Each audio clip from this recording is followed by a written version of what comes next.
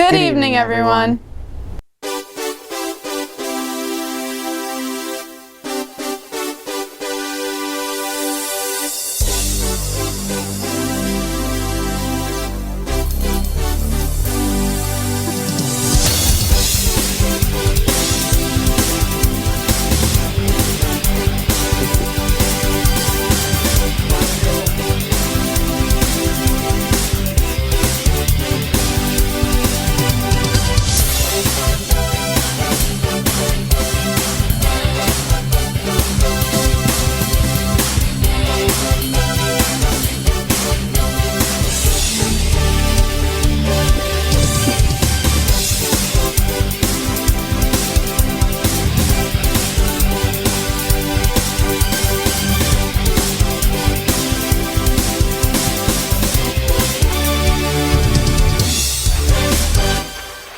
Welcome back, folks. Today is Sunday, October 16th, 2022. We are your hosts, Chris and Samantha, back with another episode of MMTV. Thank you all for joining us this evening. Tonight, we start off with another original song and video by yours truly. Then Emma follows with The People of Monument.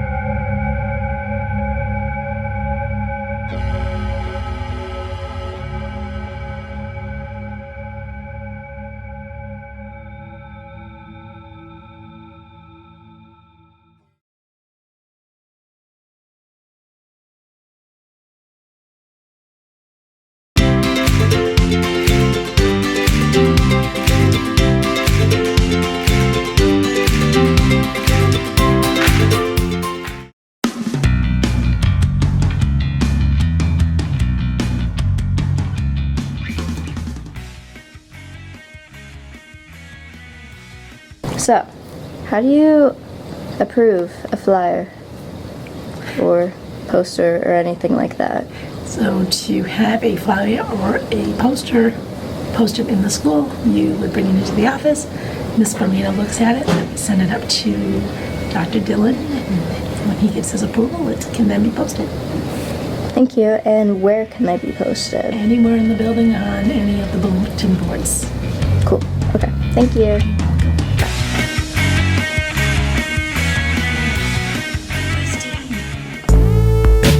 That is Thomas Wetson's number for anyone that's interested. I don't really know much about the quiz team.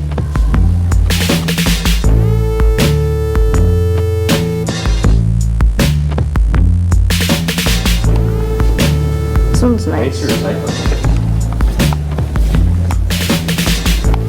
Project Sprout. Look at that. Oh yeah. Sucking it out. Look at Izzy. So cool. I'll talk to her about Project Sprout tomorrow.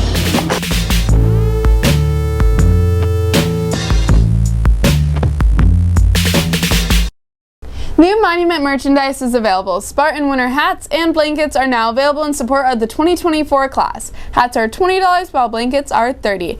Purchase your very own at home games, school lunches, or in the office. Next up, we head over to Gage with his segment Recipe Reviews. Then right after, Ember and Remy take over with Fake It Till You Bake It.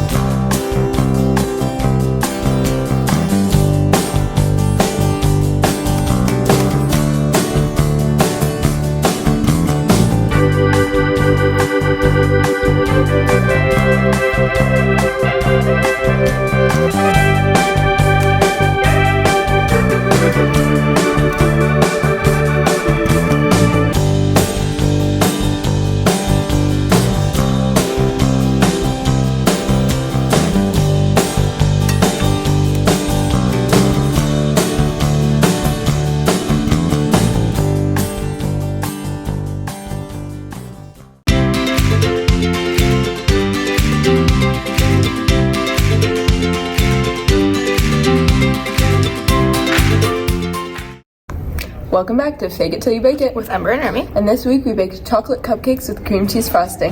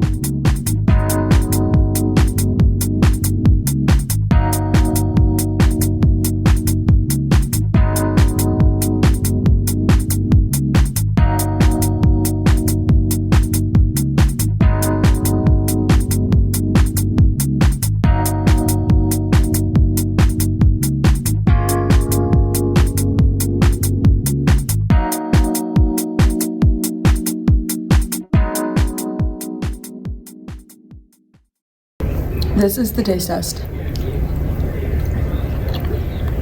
Divine!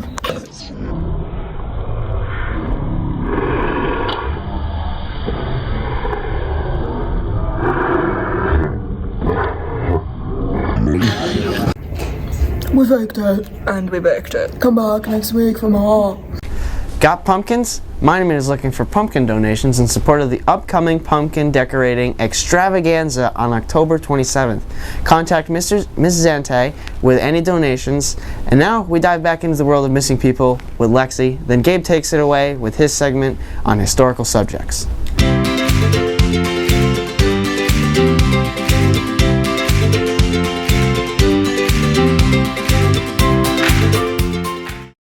Hello, my name is Lexi and this is Missing People, the segment where each week I'll report on a different person who has disappeared. This week we have Jennifer Lynn Fay. Jennifer was 16 at the time of her disappearance on November 14th of 1989. She's a white female who at the time of her disappearance was 5 feet 4 inches tall and weighed anywhere between 90 and 100 pounds. On the night of her disappearance, she was babysitting her siblings in Plymouth, Massachusetts. She then called her cousin from 9 o'clock to 9:30 p.m. to go to a party. Her cousin came to take over at 10 o'clock, where Jennifer leaves. It was said that when Jennifer left, she was very happy. Police reports detail that she first went to one of her friend's houses that lived near her. Her friend was not there, however, the friend's mom said that Jennifer smelled of liquor upon arrival. She left her female friend's house accompanied by a 22-year-old Mark Wombolt. Mark said that they then went to a local convenience store approximately a minute away from their houses. They went inside, but Mark said that he wasn't feeling well, so he left. As he was leaving, he said that she entered a truck accompanied by 2 men. She has never been seen or heard from since. At first, for many years, the police thought that she ran away because she had attempted to do so before. But from 2003 on, the police believed that she was abducted by a man named Kevin Wayne Maller. Kevin has ties to Mark and a heavy criminal record involving drugs and is currently serving a life sentence in jail for the murder of a man in North Carolina. The police have no other suspects. If you have any information regarding Jennifer's disappearance, please contact the Plymouth Police or anyone involved in this case. Thank you for your time.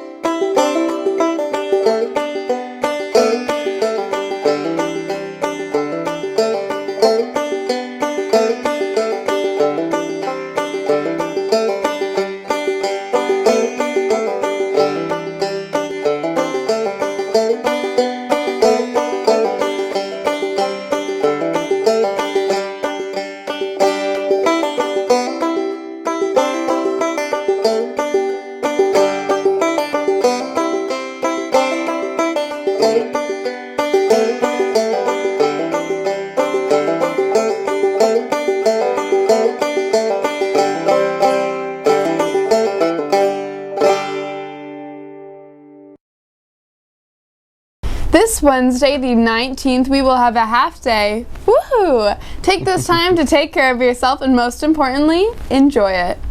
Now we head over to Apple with this week's speed drawing.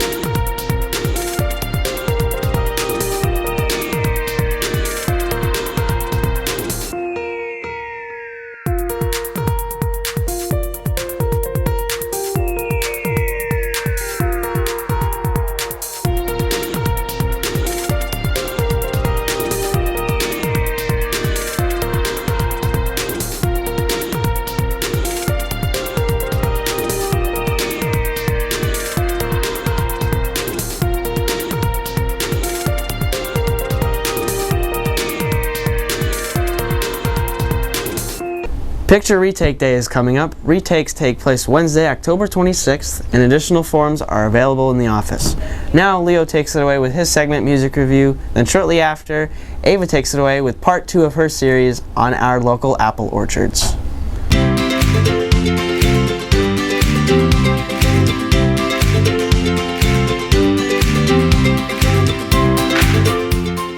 Welcome to It's Music. I'm Leo.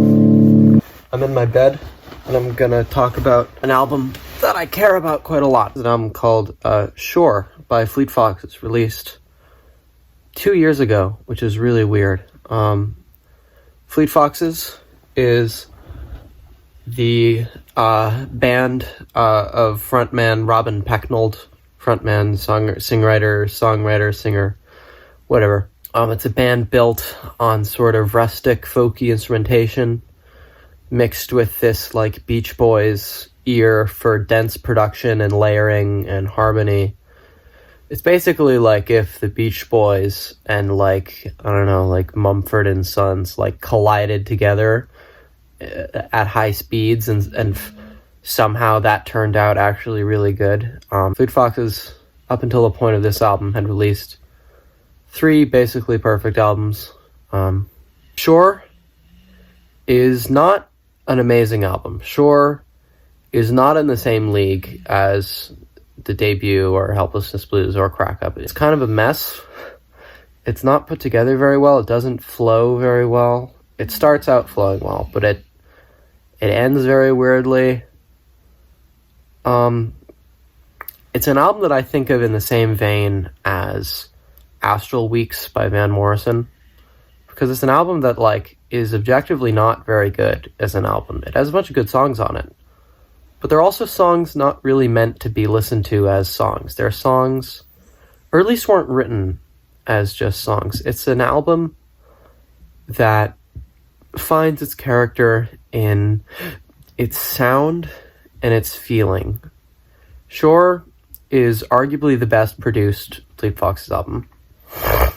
It's the most like Pet Sounds, and their music has always kind of been on a slider from folk music to Pet Sounds, And this is the most Pet Soundsy it's gotten. It does what dense production could do so well, where you can have denseness and clarity, and they can coexist and help each other. When you read interviews that were done prior to the album, it was made as essentially a concept album under the idea that music is both the least and most important thing, and that music, in the grand scheme of death and the pandemic and global politics, is not important. It's not anything to put your mind towards that is actually going to materialistically help people or improve the world. But there's so much good that it can do that cannot be overlooked.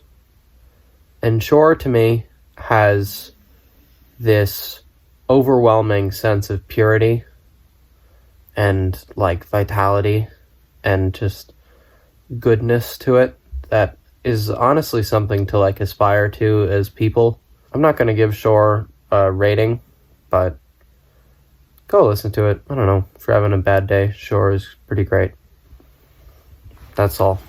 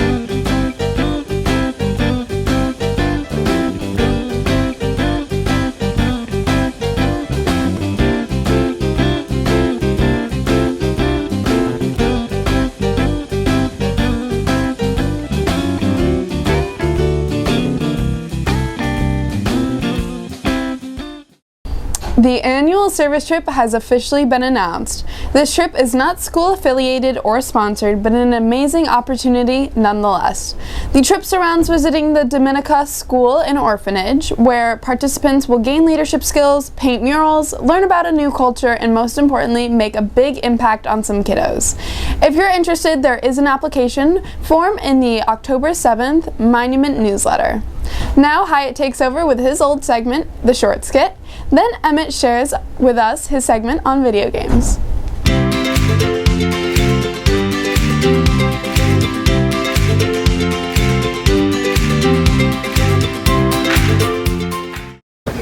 We all know the story of Shakespeare, an English guy who liked to write real fancy. He wrote a lot of plays too. One day Shakespeare died. That was his side hobby.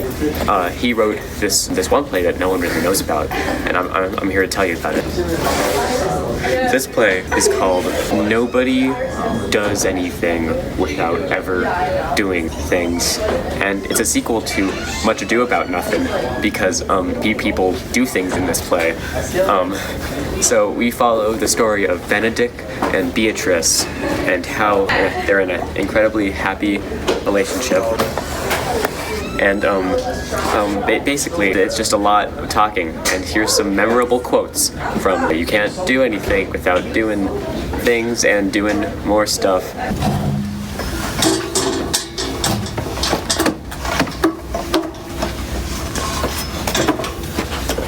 Oh, Benedict, thou cannot eat my cheese balls because I labeled them "Do Not Touch." Oh, Beatrice, please do not read my book. It's PG-13. Oh, Dogberry, thou hast the name of a dog. We've got another dare for you. The other girls whooped.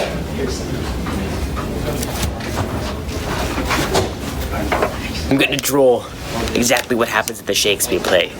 You can't do anything without doing many things. So basically, right, there's this guy, and his Benedict, right? And he lives in Ohio. So basically, he meets this girl.